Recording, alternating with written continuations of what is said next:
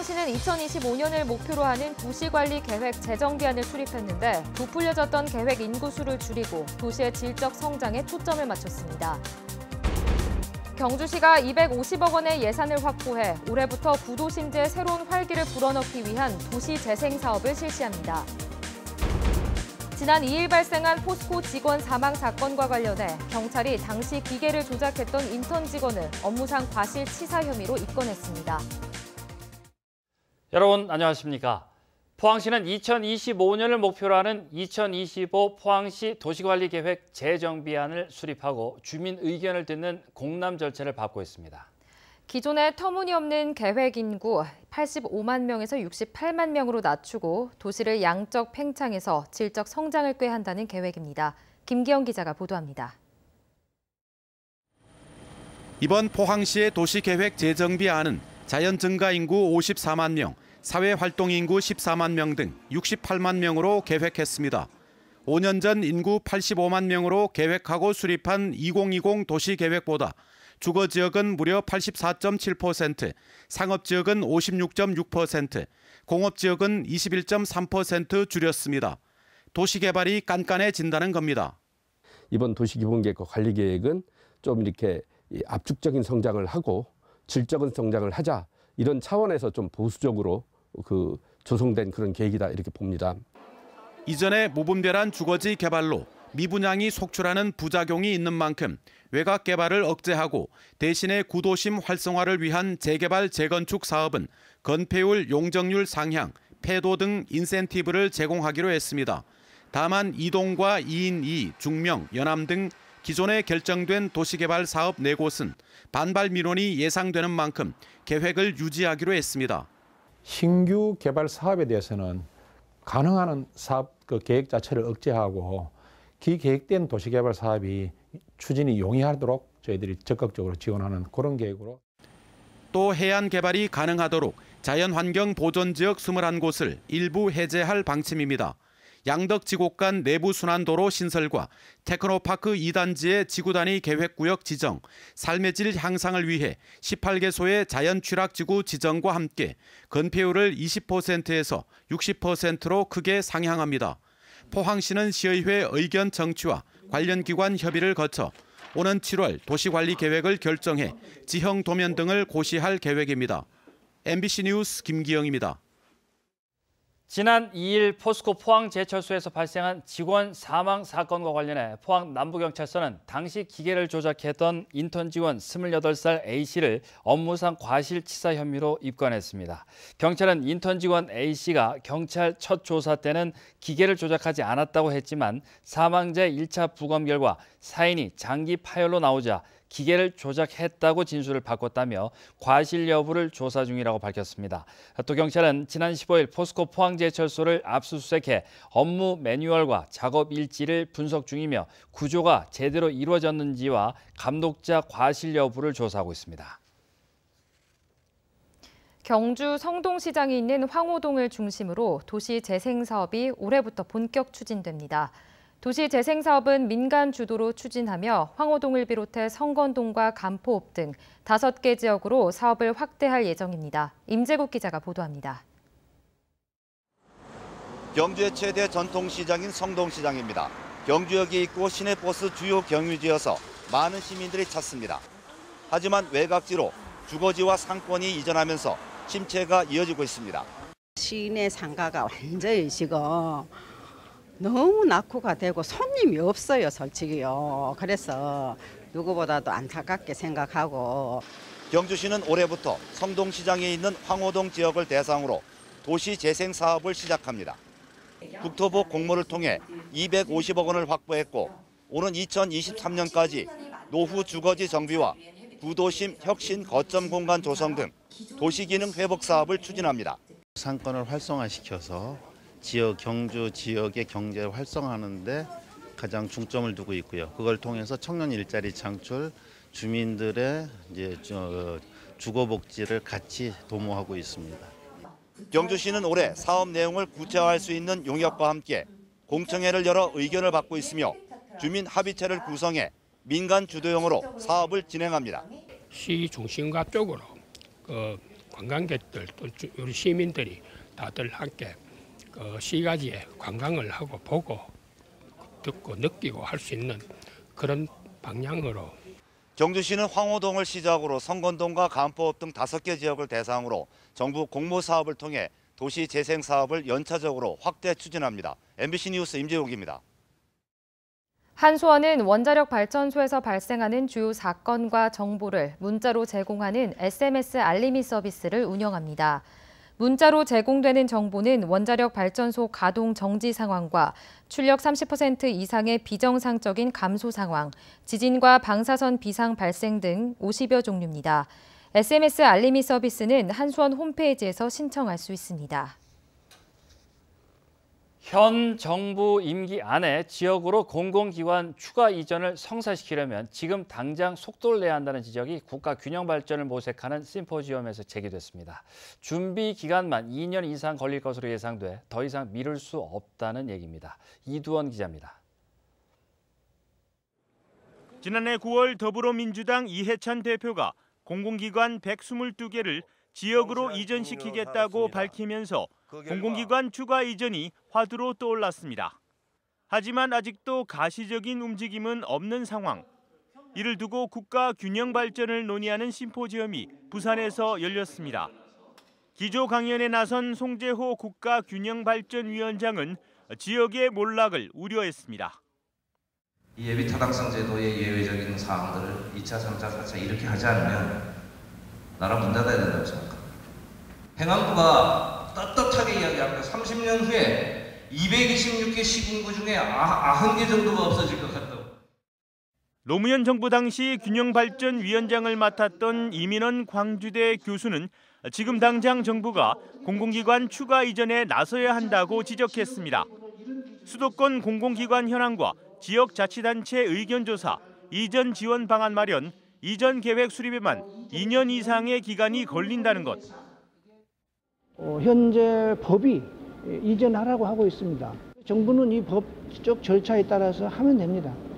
그러니까 그렇게 해야 되고 만일에 이게 지지부진하게 된다면 사실상 직무유기죠. 또 국가균형발전특별법을 면밀히 적용하면 공공기관 210개, 이들 기관이 투자 혹은 출자한 회사 279개 등 모두 489개가 이전 대상이라고 밝혔습니다. 이전이 지연될 경우 국가혁신 클러스터도 활성화되기 힘듭니다. 지역에 있는 혁신 자원뿐만 아니라 중앙에 있는 공공기관이나 아니면 혁신과 관련되어 있는 국책연구소 등이 이제 이전을 해서 지역과 함께 새로운 비즈니스 모델을 만들어 나가도록 노력해야 할 것 같습니다. 공공기관 추가 지역 이전을 위한 골든타임이 얼마 남지 않았습니다. 국가 균형 발전을 이룰 수 있도록 정부의 신속한 결정이 필요해 보입니다. MBC 뉴스 이두원입니다. 경주시의회는 오늘 최덕규 의원이 대표 발의한 대한민국 축구종합센터 경주 유치에 대한 지지 결의문을 채택했습니다. 의원들은 경주시가 전국 최고 수준의 축구 관련 시설과 우수한 교통 인프라를 갖췄고 문화 관광 콘텐츠가 풍부하다며 축구종합센터 유치를 지지한다고 밝혔습니다. 학교 이전에 따라 문을 닫게 된 전 경주 황남초등학교를 어떻게 활용할지를 두고 여전히 논란이 일고 있습니다. 경북교육청은 발명 체험 교육관으로 활용한다는 계획인데 일부 주민들은 성급한 결정이고 경제적 효과가 적다며 이의를 제기하고 있습니다. 보도에 박상원 기자입니다. 1940년 개교한 경주 황남초등학교가 올해 새 주거단지로 옮겨갔습니다. 이 폐교 활용 계획을 두고 갑론을박이 이어지고 있습니다. 경북교육청은 이곳에 특허청에 47억여 원을 포함한 142억 원을 들여 내년까지 전국 최초의 발명 체험 교육관으로 만든다고 발표했습니다. 학생과 교사 연수는 물론 전시 체험 교육장으로 활용하면 연간 17만 명이 이용해 지역 경제에도 도움이 될 것으로 분석했습니다. 전시도 하고 체험도 하고 연수를 할 수 있는 공간으로서 지역 문화와 지역 역사 문화와 같이 공존할 수 있는 그런 시설로서의 장점이 있다고 볼 수 있겠습니다. 하지만 일부 주민들은 일방적으로 폐교 활용 계획을 수립했다며 이의를 제기하고 나섰습니다. 주민 의견 수렴 한 번 없이 지난해 10월 특허청 공모부터 지난달 업무 협약까지 3개월 만에 이뤄졌다고 지적했습니다. 또 전체 면적의 3분의 1만 활용되고 이용객이 제한적이며 관광철에는 교통체증이 심각하다는 겁니다. 경주에 상징성이 있는 지리적 위치를 갖고 있기 때문에 어떤 특정한 사람이 아닌 모든 사람, 특히나 해외 방문객을 위해서도 필요한 그런 시설이 되어야 된다고 생각합니다.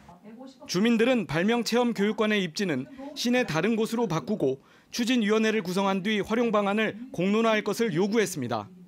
경북도 교육청은 주민 의견을 반영해 발명체험교육관을 운영하기로 했습니다. 교육 기능에 방점을 둔 교육청과 문화와 예술, 관광에 무게를 둔 주민들과의 입장 차이로 경주 도심지 폐교 활용 계획이 주춤하고 있습니다. MBC 뉴스 박상환입니다. 포항시 동계 전국 초등학교 야구 대회와 중학교 야구 리그가 내일부터 다음 달 1일까지 개최됩니다. 이번 두 대회는 초중학교 30여 개 팀이 참가해 2,500여 명의 기량을 겨룰 예정이며 포항시는 30억 원에 이르는 경제적 파급 효과를 기대하고 있습니다. 흐리고 비가 오는 가운데도 지역 곳곳에서는 정월 대보름 행사가 열렸습니다. 경주 서천에서는 풍물단의 지신밥기에 이어 달집의 후원단체 깃발을 꽂아 태우며 한 해의 평안과 안녕을 기원했습니다. 경주 양동마을과 포항 형산강변 등지에서도 다채로운 정월 대보름 행사가 열렸습니다. 고준위 핵폐기물 처리 문제 결정을 위한 공론화위원회 출범이 보름 넘게 지연됨에 따라 올해 9월 정기국회 입법이 불투명할 수도 있다는 지적이 나왔습니다. 당초 산업통상자원부는 지난달까지 공론화위원회를 출범시킨다고 밝혔지만 공론화에 참여할 지역 주민 범위와 위원회 구성 원칙 등에 대한 논의가 길어지면서 위원회 출범이 지연되고 있다는 분석입니다. 이에 따라 올해 7, 8개월 활동 후 9월 정기국회 입법이라는 당초 계획에도 수정이 불가피해 포화가 임박한 고준위 핵폐기물 처리에 난항이 예상됩니다. 오늘 경북 동해안과 울릉도 독도에는 많은 비가 내렸습니다. 내일은 낮부터 차차 맑아지겠지만 미세먼지는 나쁨 수준을 보이겠습니다. 안수진 기상캐스터입니다. 오늘 포항과 경주에는 누적 강수량이 20mm 가까이 내렸고요. 울진과 영덕으로는 15mm 안팎의 많은 비가 내렸습니다. 밤에는 구름 사이로 정월 대보름의 달을 감상하실 수 있겠습니다. 달이 가장 크게 보인다는 남중 시각은 독도가 밤 11시 30분경, 울릉도가 11시 34분, 울진과 영덕, 포항이 11시 40분, 경주가 11시 41분경입니다. 내일은 구름 많다가 낮부터 맑아지겠습니다. 아침 기온은 경북 동해안 전역이 영상권에서 출발하겠고요. 한낮 기온은 9도에서 10도가 예상됩니다. 다만 바람의 세기가 강해서 체감 온도는 다소 낮겠습니다. 내일은 비가 그치고 국에 먼지가 유입되면서 미세먼지 농도 나쁨 수준까지 오르겠습니다. 자세한 내일 날씨 알아보겠습니다. 내일 낮부터 맑아지겠습니다. 아침 기온 영상 1도에서 3도, 낮 기온은 9도에서 10도입니다. 울릉도와 독도는 구름 많겠고 바람이 강하게 불겠습니다. 아침 기온 울릉도 4도, 독도 7도, 낮 기온 울릉도 6도, 독도 7도입니다. 동해상은 구름 많다가 낮부터 차차 맑아지겠고요. 동해 남부 먼바다는 내일 오후부터 모레 오전 사이 바람이 강하게 불겠습니다. 바다의 물결 동해 전해상에서 최고 3m까지 일겠습니다. 당분간 대체로 맑은 날이 많겠고요. 서풍의 영향을 받으면서 날은 점차 따뜻해지겠습니다. 날씨였습니다. 울릉군은 일주도로 완전 개통 기념으로 다음 달 30일 전국 마라톤 대회를 열기로 하고 다음 달 12일까지 신청을 받습니다. 이번 대회는 저동항에서 출발해 일주도로를 달리는 풀코스와 하프코스 등 4개 부문에서 펼쳐집니다. 특히 일주도로 난공사 구간으로 지난 연말 개통된 와달리 4.8km 구간이 처음 마라톤 코스로 개방됩니다. 경북 동해안 지역 비은행 금융기관의 여수신이 모두 증가했습니다.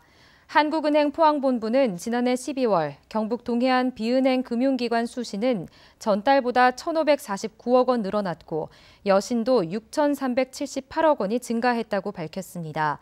지역별로는 포항이 5,920억 원으로 가장 컸는데 상호 금융을 통한 집단 대출이 주요 원인으로 분석됐습니다.